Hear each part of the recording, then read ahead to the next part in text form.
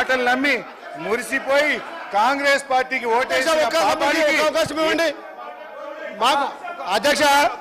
గత హరీష్ రావు గారు మాట్లాడేది శుద్ధ తప్పు. వెళ్దాక మా మంత్రి వాళ్ళని అట్లా అనడు, ఆయన వాపసు తీసుకోవాలి. 10 ఏళ్ళు ప్రభుత్వంలో ఉండి వాళ్ళు మొదటగా దళితుడే ముఖ్యమంత్రి అన్నాడు, డబుల్ బెడ్రూమ్ అన్నాడు, రుణమాఫీ అన్నారు. ఇవాళ 2 ఎకరాల భూమి అని 3 ఎకరాల భూమి అన్నాడు.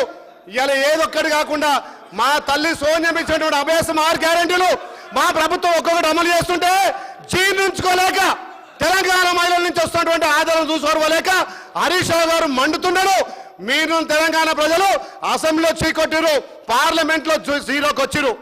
మా గౌరవ ముఖ్యమంత్రి కళ్ళల్లో కళ్ళు పెట్టి చూడలేని ప్రతిపక్ష నాయకుడు ఏడబట్టుకున్నా. ప్రతిపక్ష నాయకుడు ఆ రోజు మైకం ఉంది, ఏనాడు కూడా ఊహించలే ఇలా మీడియం రైట్కి వస్తాని.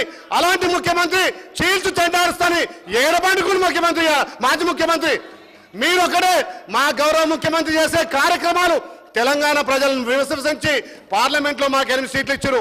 ఇలా బీజేపీలు బతుకుంటే కానీ వాళ్ళ అవయవాలు దానం చేసుకుంటే వాళ్ళకి శవ వచ్చింది తప్ప మీరు ఎక్కడ గెలవాలి. అధ్యక్ష ఒకటే, ఇవాళ గ్రామాలలో రెవెన్యూ వ్యవస్థ మొత్తం పోయింది అధ్యక్ష. విఆర్ఓ వ్యవస్థ తీసేసారు, విఆర్ఓ వ్యవస్థ తీసారు.